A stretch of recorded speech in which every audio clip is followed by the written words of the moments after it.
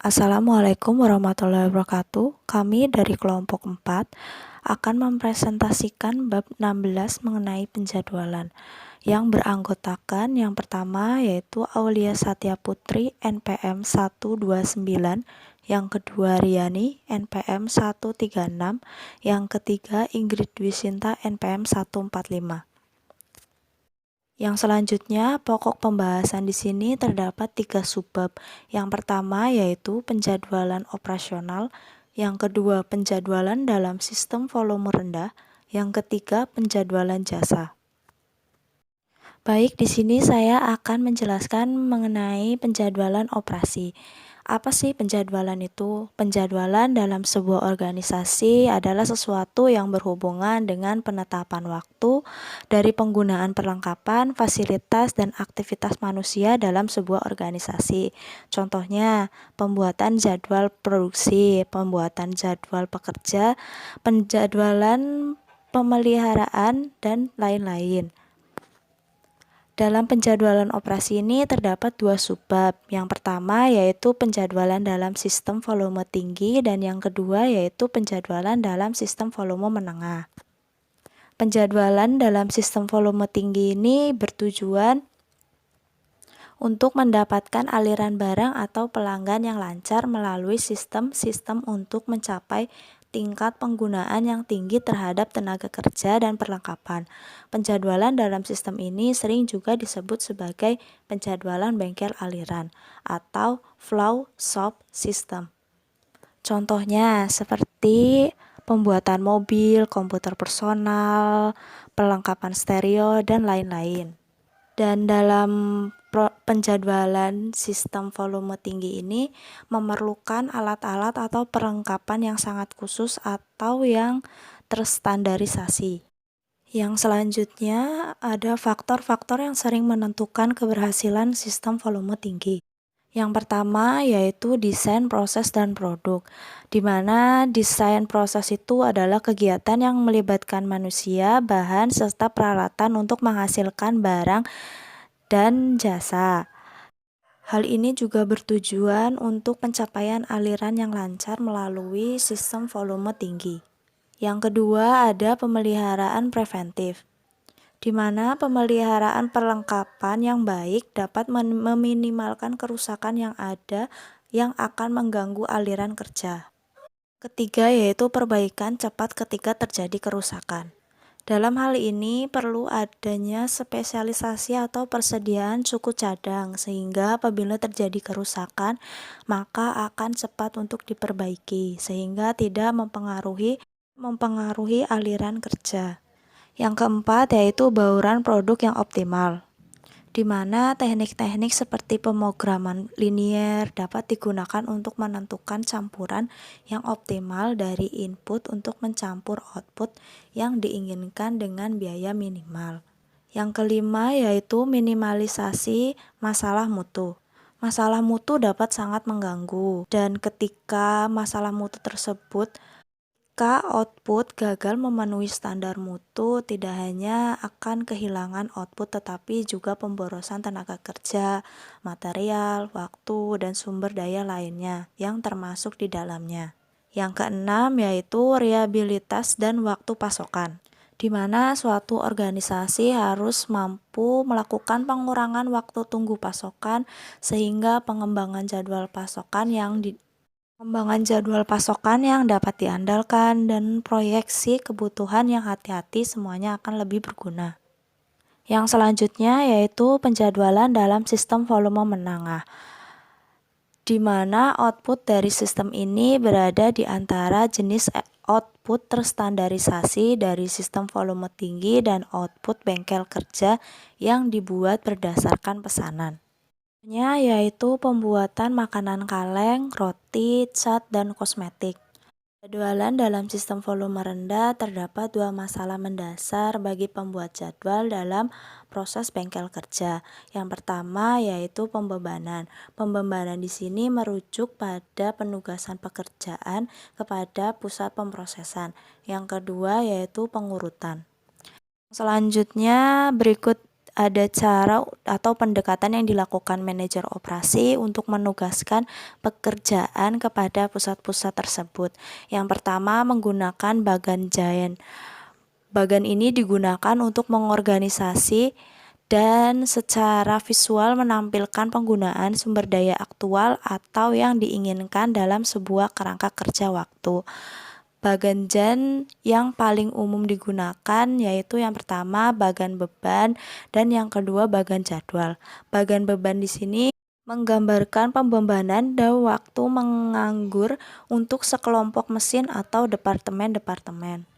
Terdapat pula dua pendekatan berbeda yang digunakan untuk melakukan pembebanan pada pusat kerja. Yang pertama yaitu pembebanan tanpa batas dan pembebanan terbatas.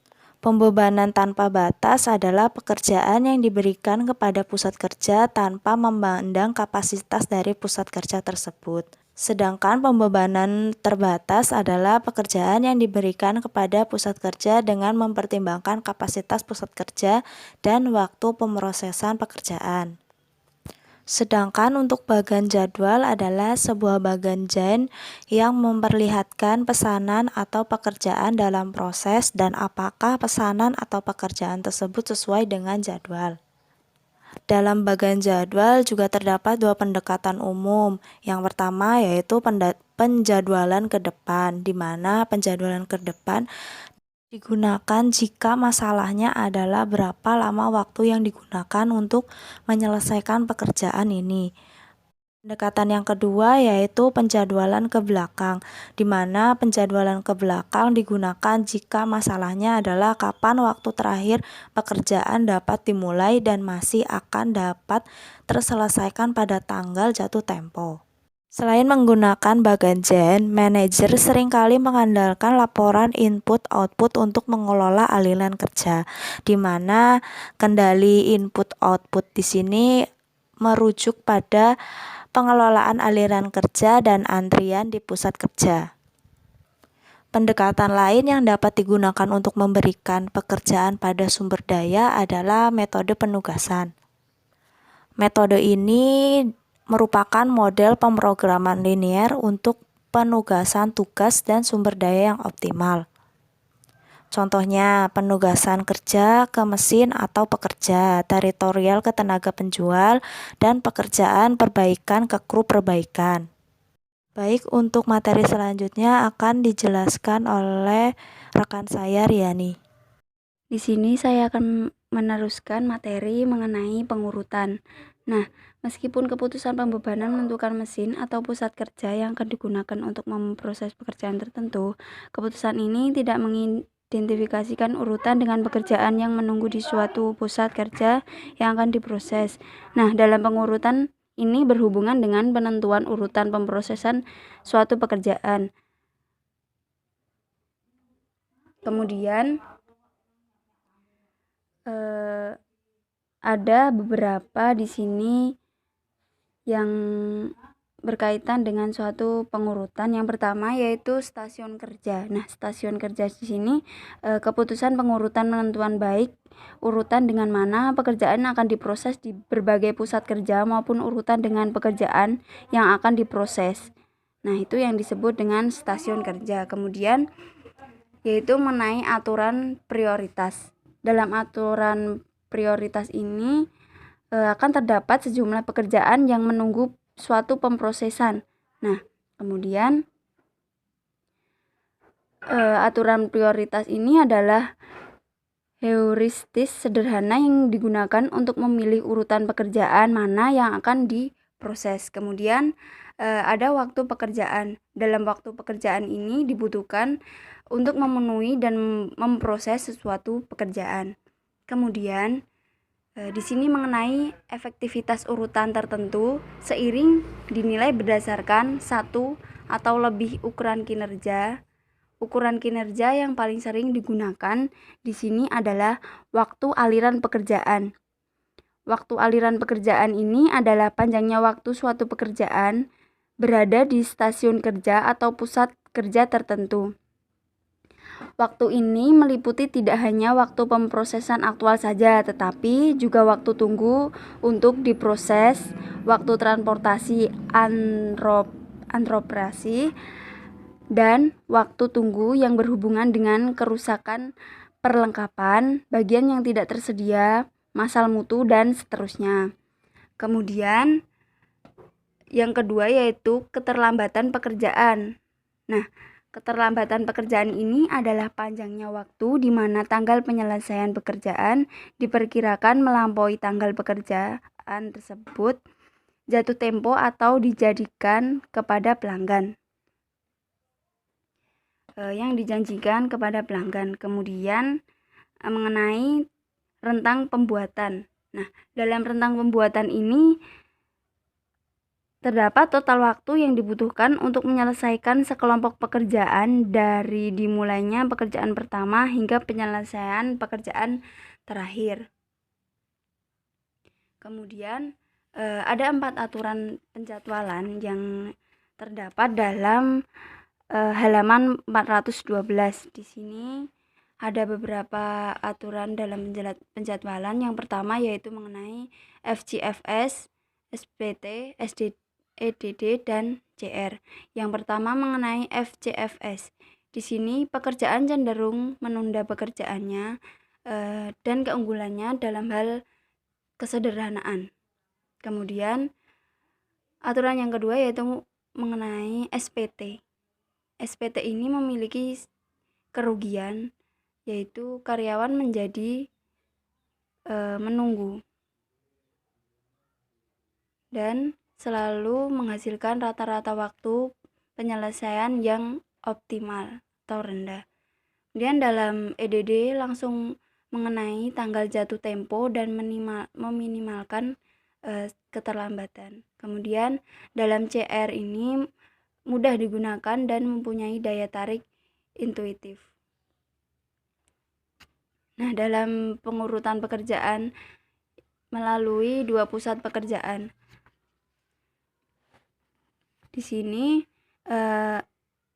aturan Johnson adalah sebuah teknik yang dapat digunakan manajer untuk meminimalkan rentang pembuatan untuk sekelompok pekerjaan yang akan diproses di 2 mesin atau 2 pusat kerja berturut-turut.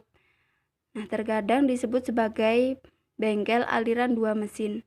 Nah, aturan ini juga meminimalkan total waktu menganggur di pusat kerja. Kemudian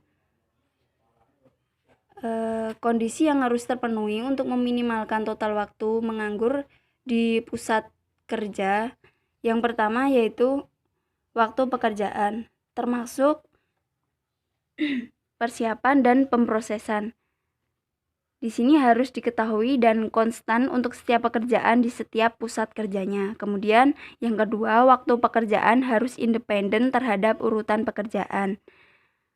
Selanjutnya, semua pekerjaan harus mengikuti urutan 2 langkah kerja yang sama. Kemudian yang D, prioritas pekerjaan tidak dapat digunakan.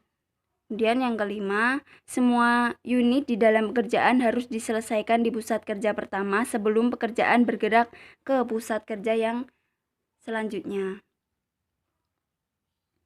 Kemudian mengenai penentuan urutan yang optimal melibatkan langkah-langkah sebagai berikut ini. Langkah yang pertama yaitu menuliskan pekerjaan beserta waktunya di setiap pusat kerja. Yang kedua, memilih pekerjaan waktu tersingkat. Jika waktu yang tersingkat berada di pusat kerja pertama, jadwalkan pekerjaan tersebut terlebih dahulu. Jika waktu yang tersingkat berada di pusat kerja yang kedua, jadwalah pekerjaan tersebut terakhir. Kemudian menghilangkan pekerjaan tersebut dan waktunya dipertimbangkan lebih jauh. Kemudian langkah yang terakhir yaitu mengulangi langkah kedua dan langkah yang ketiga. Kemudian pengurutan pekerjaan ketika waktu persiapan tergantung urutan. Nah, untuk meminimalkan total waktu persiapan, manajer menjadwalkan pekerjaan di stasiun kerja dengan memperhitungkan ketergantungan. Nah, selanjutnya mengenai mengapa penjadwalan itu sulit. Nah, di sini akan dilanjutkan oleh Mbak Aulia. Oke, saya Aulia. Di sini saya akan melanjutkan pembahasan yang telah disampaikan oleh dua rekan saya terkait penjadwalan. Di sini saya akan membahas mengenai mengapa sih penjadwalan itu dianggap sulit. Nah, penjadwalan dapat menjadi sulit karena sejumlah alasan. Di sini ada 4 alasan. Yang pertama, pada kenyataannya, sebuah operasi itu harus berurusan dengan variabilitas dalam waktu persiapan. Apa sih variabilitas itu? Variabilitas adalah keadaan yang bervariasi, di mana kecenderungannya itu berubah-ubah. Karena kondisinya yang berubah-ubah itu, maka dalam menentukan waktu persiapan, kita akan kesulitan dalam melakukan penjadwalan tersebut. Yang kedua, terkait waktu pemrosesan. Tentu dalam melakukan penjadwalan, kita tidak bisa asal dalam melakukan yang namanya penjadwalan. Hal itu karena penjadwalan membutuhkan waktu dalam proses penyesuaiannya. Nah, waktu yang diperlukan itu tentu tidaklah singkat karena akan terkendala waktu pemrosesan sehingga kita akan kesulitan untuk memproses penjadwalan tersebut dengan cepat. Kemudian yang ketiga terkait interupsi. Interupsi adalah suatu permintaan khusus untuk melakukan sesuatu. Jadi, kalau di dalam membuat proses penjadwalan terdapat interupsi berupa permintaan khusus, misalnya saja, dalam membuat jadwal, diharuskan si A menempati jadwal piket hari Senin dan Selasa, maka kita akan semakin kesulitan dalam melakukan penyesuaian terkait penjadwalan tersebut.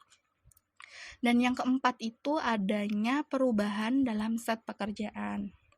Alasan utama lainnya adalah, kecuali untuk set pekerjaan yang kecil, tidak terdapat metode untuk mengidentifikasi jadwal yang optimal dan hampir tidak mungkin untuk memilah kemungkinan alternatif yang berjumlah sangat besar untuk mendapatkan jadwal terbaik. Akibatnya, penjadwalan adalah sesuatu yang jauh dari ilmiah. Nah, itu tadi adalah alasan mengapa penjadwalan dianggap sulit. Oleh karena itu, dibutuhkan teknologi komputer agar dapat mengurangi beban penjadwalan dan menjadikan penjadwalan itu real-time dimungkinkan. Kemudian selanjutnya mengenai meminimalkan kesulitan penjadwalan. Setelah kita tahu apa yang dianggap sulit itu, kita coba minimalkan. Nah, terdapat sejumlah tindakan yang dapat dipertimbangkan oleh manajer untuk meminimalkan masalah penjadwalan. Yang pertama, menetapkan tanggal jatuh tempo yang realistis. Jadi kalau kita mau buat jadwal, kita juga harus realistis, disesuaikan dengan kemampuan dan lain-lain. Kalau kita nggak mampu ya jangan dibuat tanggal jatuh tempo segitu, karena itu nggak realistis. Jadi kita harus berpikiran realistis ke depan. Yang kedua, berfokus pada operasi macet. Dengan cara yang pertama-tama itu usahakan untuk meningkatkan kapasitas operasionalnya terlebih dahulu. Jika hal itu tidak dimungkinkan atau tidak visible, maka jadwalkan operasi macet terlebih dahulu dan kemudian jadwalkan operasi yang tidak macet di sekeliling operasi macet tersebut. Yang ketiga, mempertimbangkan pemecahan lot untuk pekerjaan yang besar. Ini mungkin akan berhasil paling baik ketika terdapat perbedaan yang relatif besar dalam waktu pekerjaannya. Selanjutnya, kita akan membahas mengenai teori batasan. Apa sih teori batasan itu? Teori ini bermaksud untuk menghindari banyaknya kompleksitas yang seringkali berhubungan dengan masalah penjadwalan, dengan hanya berfokus pada operasi macet. Apa sih operasi macet? Operasi macet itu operasi di mana terdapat kapasitas yang tidak memadai. Selain itu, di dalam teori batasan ini terdapat teknik untuk penjadwalan sistem produksi terputus-putus yang lebih sederhana dan membutuhkan lebih sedikit waktu untuk digunakan. Kemudian selanjutnya nih, teknik tersebut menggunakan konseptualisasi drum penyangga tali untuk mengelola sistem. Yang pertama, drum. Drum di sini adalah jadwal, di mana drum ini menetapkan kecepatan produksinya. Kemudian yang kedua, penyangga. Penyangga ini merujuk pada sumber daya yang berpotensi membatasi di luar kemacetan. Dan yang ketiga adalah tali. Tali ini mewakili sinkronisasi terhadap urutan operasi untuk memastikan penggunaan operasi macet secara efektif. Nah, peran penyangga itu sendiri adalah untuk memelihara sejumlah kecil persediaan di depan operasi macet untuk meminimalkan risiko operasi tersebut menganggur. Tujuannya adalah menghindari banyaknya persiapan yang mahal dan memakan waktu. Jadi, pendekatan ini mengembangkan jadwal yang mencapai output maksimum dan waktu tunggu yang lebih pendek sembari menghindari penyimpanan persediaan yang berlebihan. Kemudian setelah itu ada prosedur 5 langkah untuk meningkatkan kinerja operasi macet. Yang pertama, tentukan apa yang membatasi operasi. Pertama, kita harus menentukan apa sih yang membatasi operasi itu, kita cari tahu. Yang kedua, setelah dicari tahu, kita eksploitasi batasan tersebut dengan memastikan bahwa sumber daya yang membatasi itu digunakan hingga maksimum. Yang ketiga, kita mengesampingkan semua hal demi batasan tersebut. Jadi kita fokus pada batasan tersebut. Dan yang keempat, tentukan bagaimana cara mengatasi dan menghilangkan batasan tersebut. Setelah kita cari tahu, kita cari solusinya nih. Kemudian yang kelima adalah ulangi proses untuk batasan tertinggi berikutnya. Jadi itu tadi langkah-langkahnya, prosedurnya. Setelah itu ternyata ada 3 metrik teori batasan. Yang pertama lewatan, yang kedua persediaan, dan yang ketiga biaya operasional. Yang pertama ini lewatan, yaitu terkait kecepatan di mana sistem itu menghasilkan uang melalui penjualan. Kemudian yang kedua, persediaan. Persediaan ini mewakili uang yang terikat dalam barang dan material yang digunakan dalam sebuah proses. Dan yang ketiga, biaya operasional, yaitu semua uang yang digunakan sistem untuk mengubah persediaan menjadi lewatan ini, meliputi utilitas, sisa, depresiasi, dan seterusnya.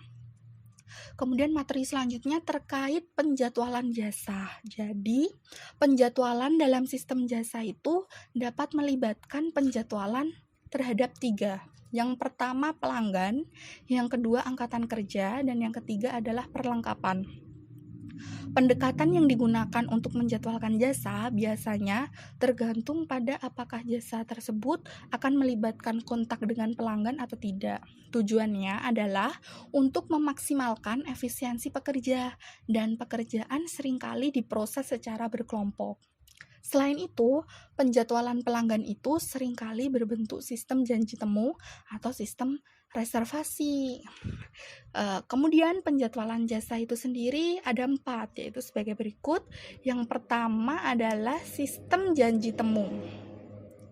Yang pertama, sistem janji temu itu ditujukan untuk mengendalikan waktu kedatangan pelanggan agar meminimalkan waktu tunggu pelanggan sembari mencapai tingkat pemanfaatan kapasitas yang tinggi. Contohnya, seorang dokter dapat menggunakan sistem janji temu untuk menjadwalkan kedatangan pasiennya ke kantor di sore hari, sehingga dia membebaskan waktu di pagi harinya itu untuk tugas di rumah sakit. Jadi sistem janji temu itu harus ada perjanjiannya sebelum dia datang ke tempat itu. Jadi akan meminimalkan kekecewaan pelanggan karena menunggu terlalu lama kan.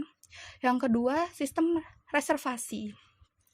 Sistem reservasi ini didesain untuk memungkinkan sistem jasa merumuskan perkiraan permintaan yang cukup akurat pada sistem untuk periode waktu tertentu dan untuk meminimalkan kekecewaan pelanggan yang disebabkan oleh waktu tunggu yang berlebihan atau ketidakmampuan untuk mendapatkan jasa tersebut. Contohnya, sistem reservasi itu digunakan secara luas oleh tempat peristirahatan seperti hotel, restoran, dan beberapa moda transportasi seperti maskapai penerbangan. Yang ketiga, manajemen hasil. Manajemen hasil adalah penerapan strategi penetapan harga untuk mengalokasikan kapasitas di antara berbagai kategori permintaan dengan tujuan memaksimalkan penghasilan yang didapatkan dari kapasitas tetap. Permintaan untuk kapasitas tetap itu biasanya terdiri atas pelanggan yang melakukan reservasi di muka dan yang datang secara langsung. Nah, pelanggan yang melakukan reservasi di muka biasanya sensitif terhadap harga, sementara pelanggan yang datang secara langsung biasanya tidak sensitif terhadap harga. Nah, yang keempat mengenai penjadwalan angkatan kerja. Untuk penjadwalan pelanggan tadi merupakan manajemen permintaan, sedangkan penjadwalan angkatan kerja ini merupakan manajemen kapasitas. Pendekatan ini paling baik dilakukan ketika permintaan dapat diramalkan dengan cukup akurat. Pertimbangan lainnya adalah sejauh mana variasi dalam permintaan pelanggan dapat dipenuhi dengan fleksibilitas angkatan kerja ini. Jadi, kapasitas dapat disesuaikan dengan mempunyai pekerja yang dilatih silang yang dapat secara sementara ditugaskan untuk membantu di operasi macet selama periode permintaan puncak. Contohnya pada restoran, bioskop yang mempunyai lalu lintas jam sibuk, dan kasus-kasus serupa yang mempunyai pola intensitas kedatangan pelanggan yang berulang.